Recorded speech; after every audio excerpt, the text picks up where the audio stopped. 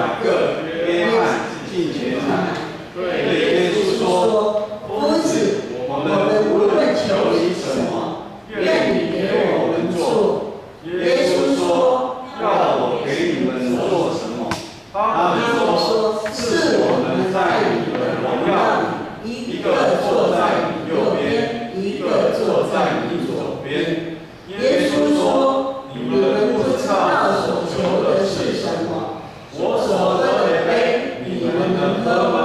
我所受的洗，你们能受吗？”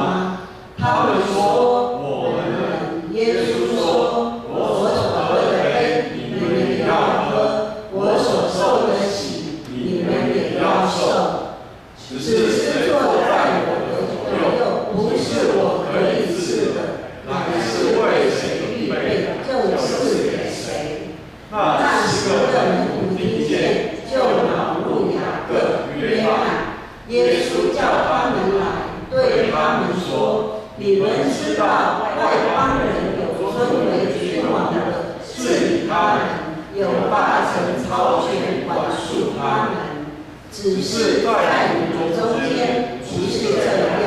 你们中间谁认为大，就必做你们的用人；在你们中间谁愿为首，就必做众人的仆人。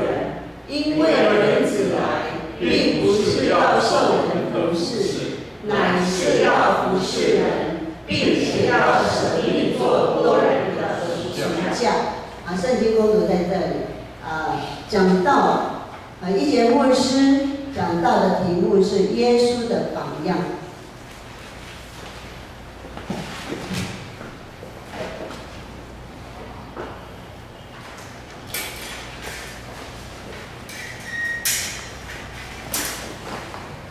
谢谢艾珍执事。弟兄姐妹，大家平安。平安。感谢赵敏今天写了一个将近20年前的赞美之泉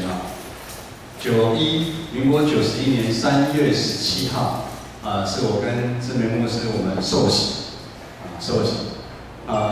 当音乐响起的时候，我刚刚心脏跳得好快，仿佛回到那时候刚受洗的时候，然后一路思绪回想到一路过程，哇，真的是，就像我昨天在基要真理班讲，若没有耶稣，我现在会是怎么样？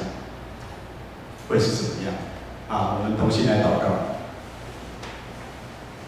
天父上帝，我们谢谢你，开办你的爱子耶稣基督为世人钉在十字架流宝血，这样的恩典，这样的舍命，让我们再一次能够来到你的面前，成为你的儿女，也让我们的生命有新的一个盼望。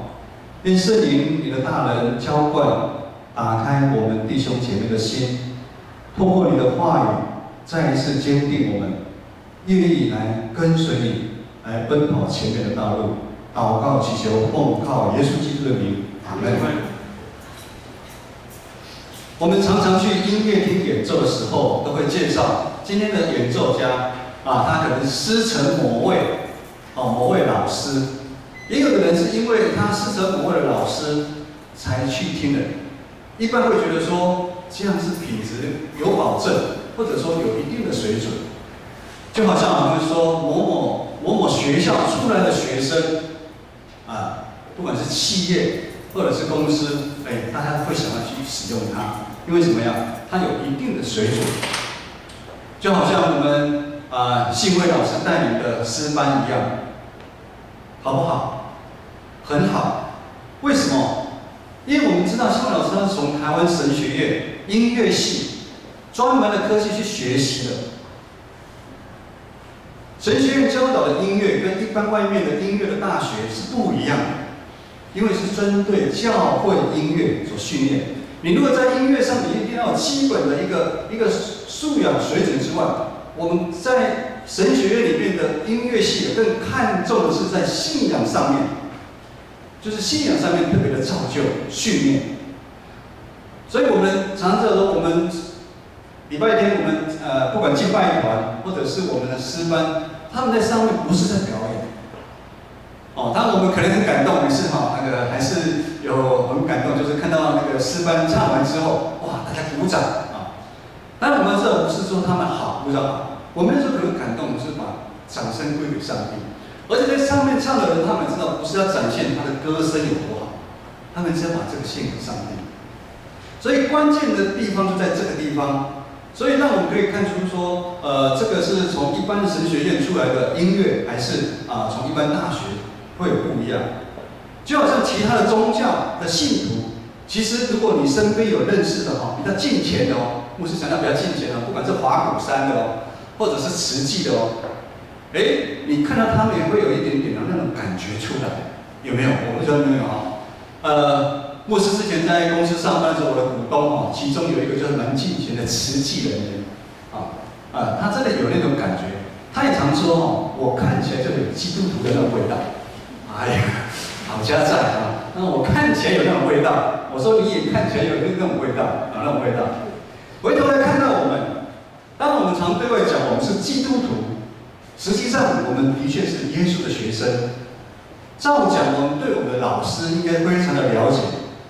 并且，我们的行为应该也会让我们周边的亲朋好友会感受到你是基督徒。你看外面95%的人是不一样，你会有一点点不一样的。甚至不是觉得我们的教会也会让外头的人觉得我们跟外面的一些其他的民间信仰95%的信仰是不一样的。所以常常我们去跟人家传的时候，有人说宗教都是一样都是怎么样？劝人为善。当他讲劝人为善的，其实是我们就要检讨，为什么我们基督教教会的感觉给人家只是劝人为善？今天的经文在记载在马可10章35到45节。我们如果往前跑3节的话，从32到34。今天没有在上面。32到34这个段落是记载的，耶稣带着门徒上耶路撒冷。因为我们都生长在平地的，我们生活在平地，我们没办法。耶路撒冷是在那个地形，它是比较有在山上。就像我们今天如果要到那个士林之后，我们要上阳明山，走路上阳明山，我们要到那个上阳明山的那种感觉，就跟你平地走是不一样的。耶稣带门徒在上阳明山，在上山的上耶路撒冷的时候，他跟门徒说，他到耶路撒冷他会被杀害，然后3天后复活。当耶稣说出这些话的时候，我们看到耶稣跟门徒之间产生很大的一个张力，那个张力好像是2条平行线，甚至是2个方向，一个东，一个往西。这是耶稣第3次向门徒说他会上耶路撒冷受死，然后3日复活，也是他的最后一次。我们记得第1次吗？第1次讲的时候，就是在上个礼拜，志梅牧师有讲，就是说，耶稣问门徒们说：“人们说我是谁？”彼得马上说：“你是基督。”哇，好深奥的信仰，各位，你是基督。可是呢，很快之后，耶稣就说他要上耶路撒冷受死，然后3日复活。彼得马上翻脸，把耶稣拉到旁边，斥责耶稣说，责备耶稣。我们对彼得前1秒告白他是基督，后1秒他反而责备耶稣，代表门徒这个时候对耶稣所讲的非常重要的事情，他们没办法了解。此时的门徒，他们考量到的是自己的利益耶稣，你说你要受死，他可能没有听到3日复活，他受死，他们就受不了了。你要受死，那你做王之后，我们的利益在哪里？我们利益不是没了吗？第2次，当耶稣同样对门徒预言说他要被杀，然后复活，这是门徒学乖了，大家都不讲话，很多的疑问，因为耶稣，我们在第1次，耶稣有斥责彼得。今天的经文是耶稣最后一次在对门徒，在上耶路撒冷的时候，对门徒说：“人子要受迫害，被杀，然后3日复活，并且很坚定的走在他们前面，带领这些门徒。但是跟在后面的门徒呢，及跟随的一些人呢，他们的反应却是惊慌害怕。我们可以想象，其实今天的经文很有画面，在瓦亚米山山上，耶稣很坚定的往上走，可是后面的门徒心里面虽然同一条路，可是每个人的心里非常的惊慌，非常的害怕。这些门徒跟随的人，他们心真的是很不平安，因为他们所期待的耶稣基督是像地上的君王，期待的耶稣基督可以坐上犹太王的宝座。如今耶稣说要死的这个意涵，他们没办法明白，甚至他们听不太清楚，也不想要听。耶稣很清楚了解他生命服事的一个目标，他走在门徒的前面带领他们。他很清楚他的目标是要往哪里，他是要上耶路撒冷。他也知道他到那边时候会发生什么事情。耶稣道成肉身，成为人的样式，受尽这世上的一个苦楚、折磨、鞭打。但耶稣愿意顺服上帝对他的旨意跟呼召，甚至最后病死在十字架。可是就在耶稣讲说上耶路撒冷这个很沉重，给我们感觉很紧张的气氛的这个时候，门徒的反应其实让我们是没办法理解的。以下我们就来看到门徒到底发生了什么事。第一次带头的班长是彼得，彼得的反应什么？他就责备耶稣。第二次呢？第二次门徒呢彼此争论谁是大，争论谁为大。第三次就是今天的经文35节到37节，记载了雅各、约翰两个兄弟他们自私的行为。他们直接当场跟耶稣要求：当你坐上大位的时候，我们两个兄弟一个人坐在右边，一个人坐在左边。从经文41节，41节我们就知道，其他10个门徒非常生气雅各跟约翰两个兄弟的一个动作。为什么？门徒吃醋了，代表他们心里面其实也有同样的想法，肯定有同样的欲念，他们也希望能够坐在那个大的位置。这两个兄弟的行径有时候就像那个小孩子在撒娇的一个行为，被宠坏的孩子，来到耶稣的面前，对耶稣要求一件事情，然后不等耶稣回答就说：“你一定要先答应我。”你一定要先答应我，啊！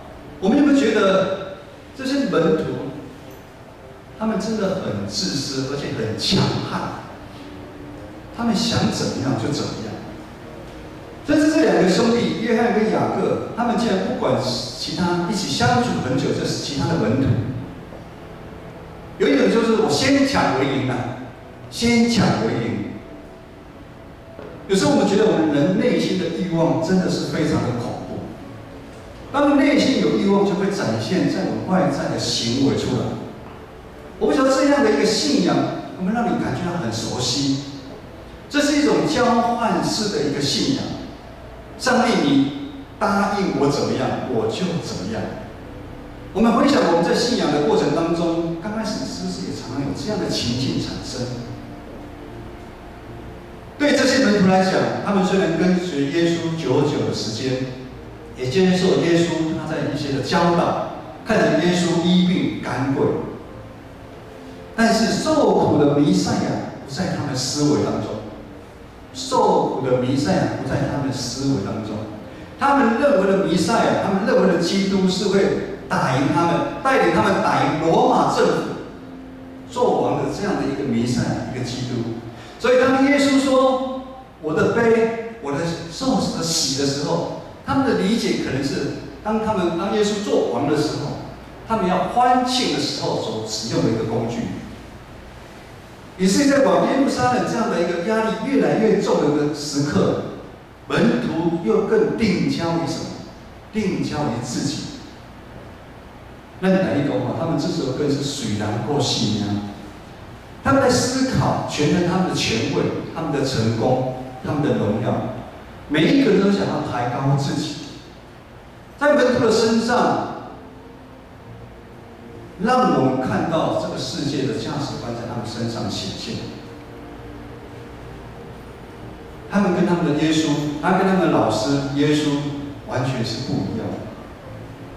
要是这样子，我们可以想一下吗？目前我们表现出来的是哪一样的价值观？世界吗？还是耶稣的价值观？从经文我们知道，耶稣因为门徒的反应、无理的举动来放弃他们。耶稣真正更有耐心、爱心来教导这些门徒。耶稣一步一步的引导他们，因为耶稣知道，门徒虽然看见了他很多行的神迹奇事，就好像我们来到教会做礼拜、参与团契、参与服事，但是我们跟那些门徒一样，我们内心的门还没有完全被打开。我们可能跟这些门徒一样，我们看我们想看的，信我们认为我们可以信的去信。这些门徒到了如今，他们还是没办法了解耶稣所要讲的得荣耀之前，一定要先受苦的一个意义啊。就像之前两次一样，当彼得阻挡耶稣不要受死的时候，请问彼得是他为自己吗？不是哇，彼得这么好，耶稣说他受死，他阻止他，不是，他为的是自己耶稣如果死了，那他心里面所盘算的不是就没有了吗？耶稣却对跟随他的人说：“你们要背起自己的十字架，倒空自己，要舍己的精神。”这又是跟彼得自私的想法是一种成了两种不同的一个对比。当门徒继续在路上彼此议论谁为大的时候，一样是以自己为中心。耶稣却对他们说：“你爱做大的。”你爱做大的，其实你要成为其他人的仆人，成为其他人的，让其他人来服侍。一样，耶稣又再一次让他们知道，天国里面的是怎么样，世界是怎么样，天国是怎么样。耶稣一次又一次打破他们长久从这个世界所接收到的一个价值观。世界的价值观说穿了，就是以自我为中心为出发的价值观。我们想要抓取很多，我们从我们出生就想抓取很多，我们想掌权，我们常常想排在前面。在我们这个年代的教育，还有分好班跟放牛班。放牛班，我们从小都被排，甚至广告说不要输在起跑点。我们也习惯想要坐在高的位置上面，被人家看得到的地方，这样的思维模式。第三次，也就是最后一次，门徒跟耶稣虽然走在同一条上耶路撒冷的道路上面，但是他们还是没办法真正明白耶稣上耶路撒冷的一个目的跟意义是什么。耶稣看到他们那么惊慌，让他们那么心那么不平安，耶稣想要帮助他们重新对焦。耶稣这时候要想帮助他们重新对焦。耶稣觉得说，不能再让他们这样子，要帮他们对焦，让他们看清楚目标跟方向。然后耶稣就对他们说了：“今天的经文只是在你们中间，可能我们在听华语听不出那种味道，只是在你们中间。台语安尼讲，独并中间，独，就是你们只是你们中间跟外面是不一样的。这是一个，因为强调是你们是特别的一群人，你们是需要被受限制的一群人，甚至也是有那群有权力的人，就是你们只是你们在你们中间不是这样子。你们中间要为大的，就必做你们的用人；在你们中间愿意为首的，就必做你们众人的仆人。意思就是说，决定要跟随耶稣的人所走的那一条路是特别的路，和世上所追求价值观那一条路是不一样的。这让当初跟随耶稣那些门徒，以及现在的我们，是一种身份上的提醒。我们跟世上那些大部分可能是我们的亲人、我们的朋友、我们的身份跟他们是不一样的。我们有一个身份，就是基督徒的一个身份。世界的引诱，世界的压力，不管是从过去到现在，都非常的大，也一直在影响我们。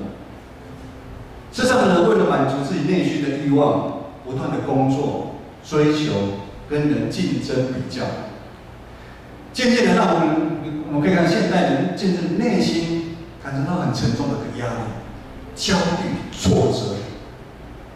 我们看到很多人的生命很迷惘、孤单、惧怕，就像刚刚赵明所带领大家的那个《仅此一生》的那首歌。很多人有财务，其实他内心非常的空虚。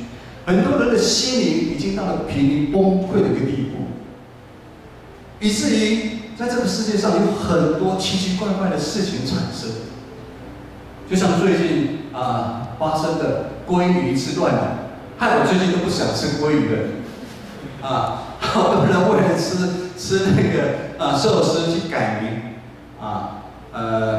刘宥豪叫刘鲑鱼，叶秋霞叫叶鲑鱼这次之前呢，我们看发生了卫生纸之乱、口罩之乱、中华电信之乱，这世上真的是一条很恐怖的一个道路。耶稣爱门徒走的那条路，记得在今天的经文，我们再来一起读一次就是43节到45节，来，我们请。只是在你们中间不是这样，你们中间谁愿为大，就必做你们的用人；在你们中间谁愿为首，就必众人的仆人。因为人子来，并不是要受人的服侍，乃是要服侍人，并且要舍命做多人的赎价。耶稣要门徒做深度的思考跟比较，就是去比较世界所强调的模式跟耶稣所强调的模式，这两个模式去做比较，其实是反差非常的大。也就是说，43节到45节是耶稣这个学校的核心价值你如果要来这个学校读书，这个学校的核心价值是这一个。牧师正是理解说，跟随耶稣的学生，43节到45节是一个命令这个核心的价值是，就是说，你是他的学生，你要去做这样的一个事情。想要成为首的，你就要将自己降低好像佣人或者是仆人一样的身份和态度来服侍其他的弟兄姐妹、其他的人。你凡事要为着别人着想，成为其他人帮助，关心别人的需要，这样谦卑自己，倒空自己，你才有办法在信仰群体里面，你要成为首，你就要这样做。各位弟兄姐妹，在这个大灾节期，当我们在审查悔改的中间，我们更确定的就是说，我们也相信我们是耶稣的学生，我们也是跟随耶稣走向耶路撒冷的门徒。但是在这个跟随的旅程当中，我们是不是也像这些门徒一样，内心充满了疑惑、惊慌，甚至失去了方向？我们的自私，我们的欲望，是不是让上帝的教会在这个世代被轻看？教会一样就是劝人为善而已。我们是不是也常常跟这些门徒一样，受社会许多的价值观的影响我们？我们也常常在我们的职场的家里，我们喜欢去竞争，我们喜欢论前面，或者是站高位。我们一边享受教会的团契生活，但是一边又不想放弃这个社会，以至于我们没办法全心来跟随耶稣这条路。这条是什么路？就是要背起自己十字架的这个道路。耶稣说45节，耶稣说：“人子来，并不是要受人的服侍，乃是要服侍人，并且要舍命做多人的赎价。”这个意思就是说，连人子来，意思就是说，耶稣说：“连我来，何况是我？”耶稣说自己取奴仆的身份，让我们知道，他来这个世间不是要受人服侍的，反而他是什么？那他是要来服侍其他的人，成为他人的仆人，并且呢，他将他的生命献上在十字架上面，他所流的宝血救赎了世上所有的人，在19年前救赎了我，也救赎了在场的每个弟兄姐妹。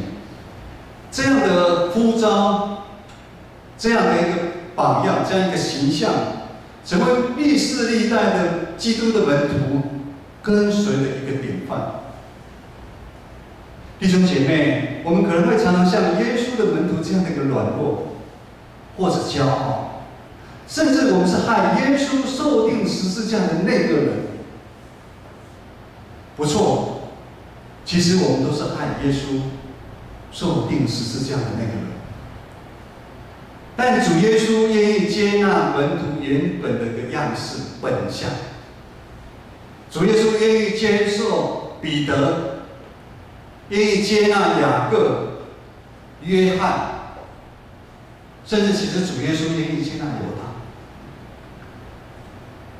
一路上我们看到耶稣用耐心陪伴、鼓励、坚定为这些门徒指引一个方向，然后这些门徒他们内心的门打开，耶稣要他们门徒的属灵的眼睛能够打开，让他们看到原来往耶路撒冷那条受苦的路，那条跟世界上那么不一样的路，原来是通往上帝国荣耀的一条道路啊！如今复活的主耶稣一样，在往耶路撒冷那条道路上面等候在座的我们。不管现在我们的属灵生命是如何，只要我们真实的承认我们的有限，愿意将我们的生命交给耶稣，相信主耶稣会再一次将我们每一个人内心的那个门打开，让我们有更多的胆量，舍弃这个世界对我们的诱惑，有信心跟随耶稣来奔跑这条十字架的道路，也是往耶路撒冷这呼召的路。我们一起来祷告。主耶稣，愿意你帮助我们，愿意你帮助我们逃离这个世界对我们的压迫，对我们的压制，对我们的吸引，让我们真正成为你耶稣学校的一个学生，学习主耶稣你的样式，为世上的人背起十字架，走向那各个他的道路，走向那一条荣耀的道路。所以恳求你帮助我们，让我们的身上常常有主耶稣馨香的之气显现在我们身上，好叫这世上的人不再轻看基督你的教会，也因着我们的馨香之气和愿意跟着我们来到教会，来一起敬拜你、荣耀你。我们这样同心祷告祈求，是奉靠我主耶稣基督的名，阿门。仅此一生，没错，在这个快速变迁的世界，我们有太多无法掌握的事情。我们可能常常觉得我们还有明天，或者常常我们有很多的一生。从社会上的新闻，我们常常会让我们害怕。游览车失事的事件，或者是一个很年轻20几岁的人，他就是健身而已，他都可以休克。很多我们没办法掌握的，甚至连我们的生命，连我们的年岁啊，我们都知道，我们都有一个极限，甚至我们上帝来让我们到岁月的世上的岁月，其实都会有一个极限。但是上帝也让我们在这个极限当中，他给我们一个使命，给我们一个呼召，就是要我们在这个耶稣的学校里面成为一个好学生，完成耶稣交托给我们每一个人的使命，每人的呼召。因为生命真的仅此一生，愿主使用我们每一个人，为他发光发热。我们一起站立来唱这首歌《仅此一生》。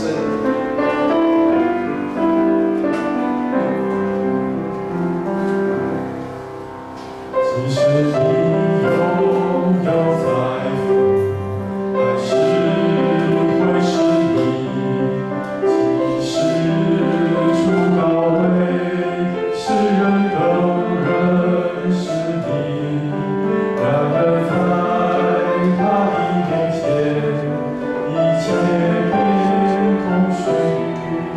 他面前皆空虚，突然留下回忆。此一生很快就失去，只有为主工作有压力，丝丝敬畏尊怕是你，把你一生献给主，如此付出最佳值，当作是向你尽此一生。即使你拥有财富，还是会是你；即使处高位，世人都认识你。然而在他的面前，一切变空虚。他面前皆空虚，突然留下回忆。仅此一生，很快就失去，只有为主工作有压力，丝丝敬畏尊怕是你，把你一生献给主，如此付出最佳值，当作是向你尽此一生。尽此一生，很快就失去，只有为主工作有压力，丝丝敬畏尊怕是你，把你一生献给主，如此付出最佳值，当作是向你尽此一生。我们一起来领受从天上来的赐福。愿我主耶稣基督、天父上帝的恩典、圣灵的感动，帮助我们弟兄姐妹背起自己的十字架，奔跑前面的道路，从今时直到永远。阿门。阿门。